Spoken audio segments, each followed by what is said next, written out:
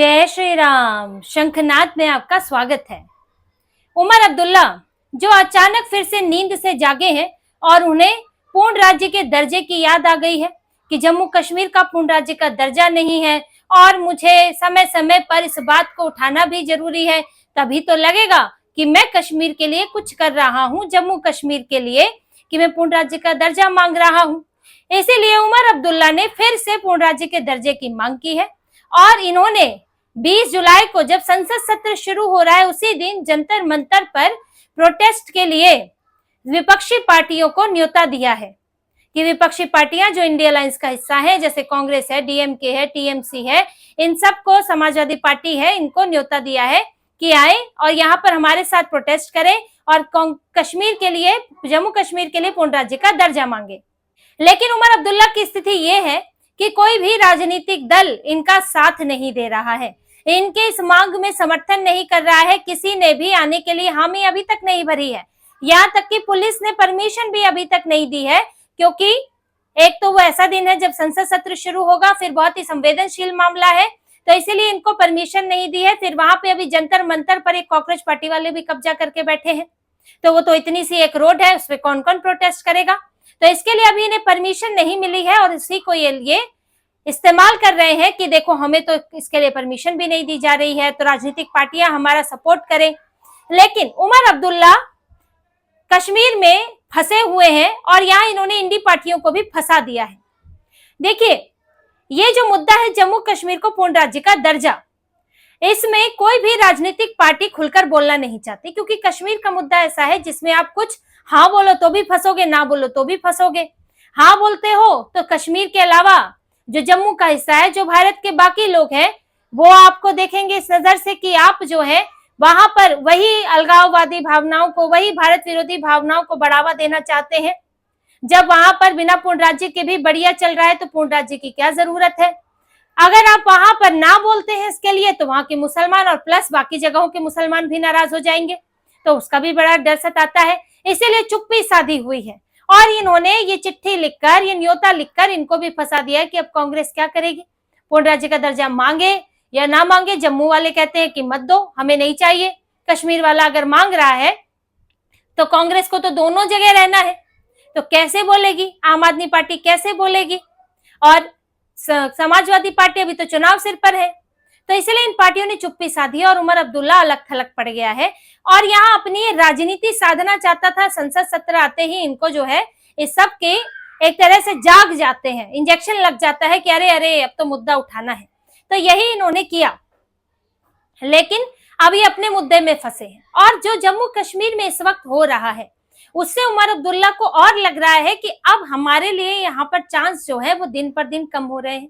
जिस तरह से जम्मू कश्मीर में इंफ्रास्ट्रक्चर के प्रोजेक्ट चल रहे हैं, जैसे वहां पर पत्थरबाजी खत्म, वहां पर कानून व्यवस्था बनी हुई है, आतंकवाद सिमटता जा रहा है, आतंकवादियों को सजा मिल रही है, पुराने पापियों को सजा मिल रही है। सरला भट्ट के मामले में जो चार्जशीट दायर हुई है 36 साल बाद, कांग्रेस की सरकार होती तो 36 साल बाद भी संभव नहीं था।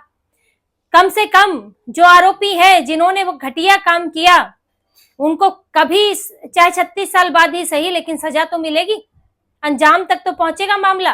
हुर्रियत कॉन्फ्रेंस के 6 अलगाववादियों के खिलाफ चार्जशीट दायर हुई है। इन्होंने श्रीनगर में 1996 में भीड़ में हिंसा भड़काई थी, इन्होंने आगजनी फैलाई थी, इनके ऊपर आरोप है और अब इनके खिलाफ चार्जशीट दायर हुई है, तो अंजाम तक भी पहुंचेंगे।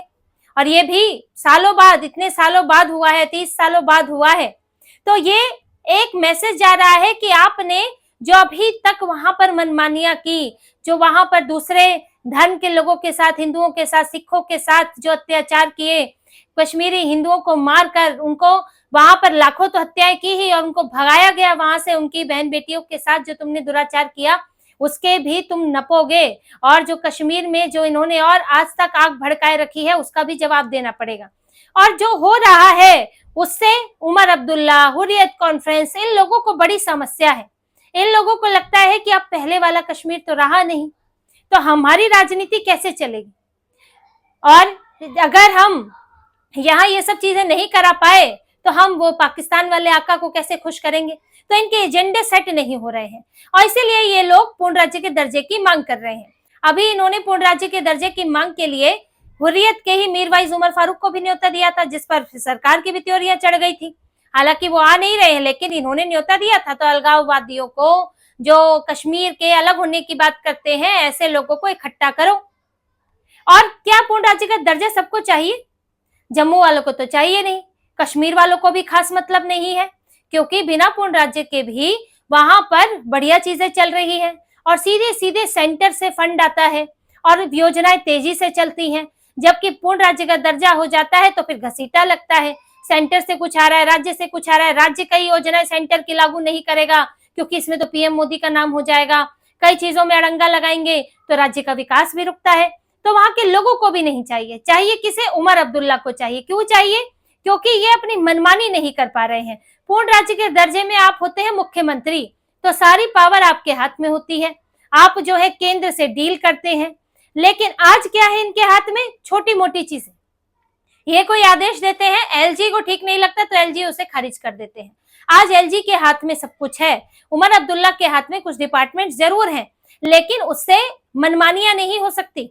जो कभी हुआ करता था ना, रोशनी एक्ट के नाम पर जमीन घोटाले कर लिए, किसी और चीज में घोटाला कर लिया, चुनाव में इन्होंने धांधलियां कर ली, वो नहीं हो पाएगा। जैसे कि जो नीचे लेवल के चुनाव होते थे, पंचायत के चुनाव, उसमें क्या किया? उसमें हमले हो गए, हमले पे चुप्पी साध ली। अपने चुनाव तो बढ़िया से करा लिए, लेकिन नीचे के चुनाव हो नहीं सकते क्योंकि उससे तो यहाँ लोकतंत्र आ जाएगा, इन्हें वो चाहिए नहीं। तो ये इनकी मनमानी नहीं हो पा रही है, ना घोटालेबाजी हो पा रही है। रोशनी एक्ट में कितना कितना जमीन घोटाला किया है, ये किसी से छुपा नहीं है। इनका परिवार फंसा हुआ है पूरा का पूरा।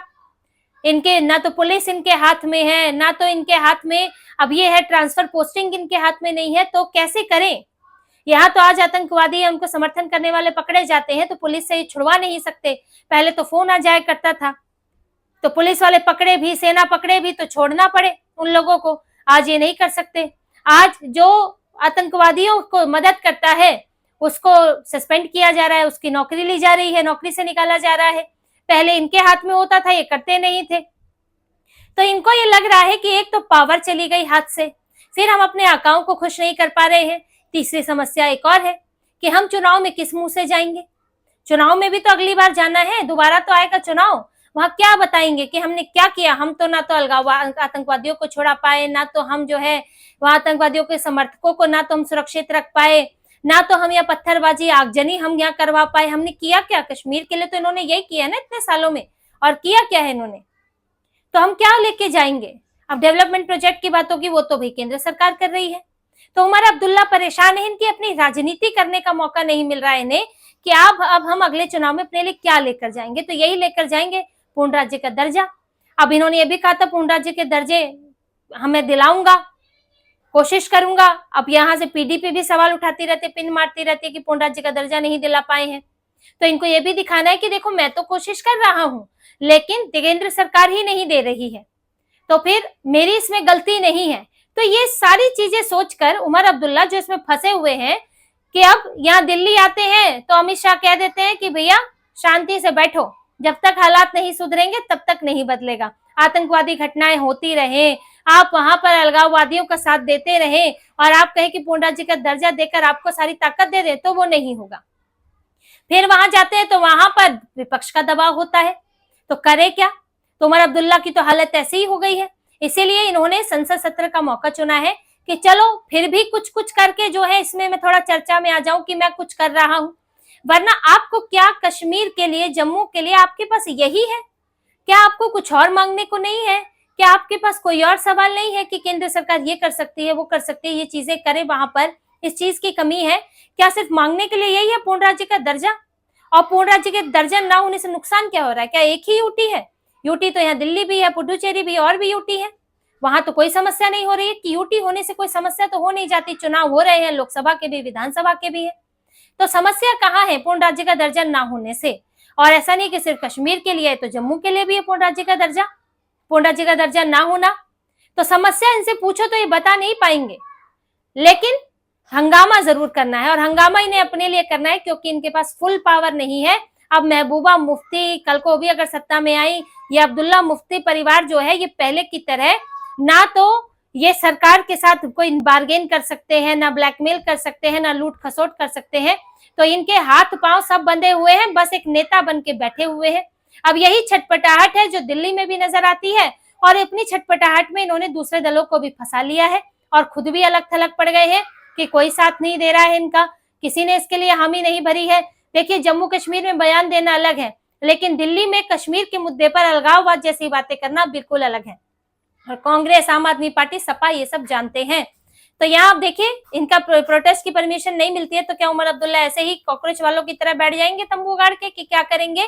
लेकिन इतना जरूर है कि इनकी बड़ी ही ऐसी हालत दिखती है कि चुनाव आते आते इनके पास बताने को कुछ नहीं है, दिखाने को कुछ नहीं है, और उल्टा इनके ऊपर सवाल पर सवाल दागे जाते हैं, और उमर अब्दुल्ला इस वक्त यहाँ फंसकर रह गए हैं। तो इसी तरह की और खबरें और विश्लेषण आपके लिए लाते रहेंगे, हमसे जुड़े रहिए, सब्सक्राइब कीजिए, कमेंट कीजिए। बहुत बहुत धन्यवाद। जय श्री राम।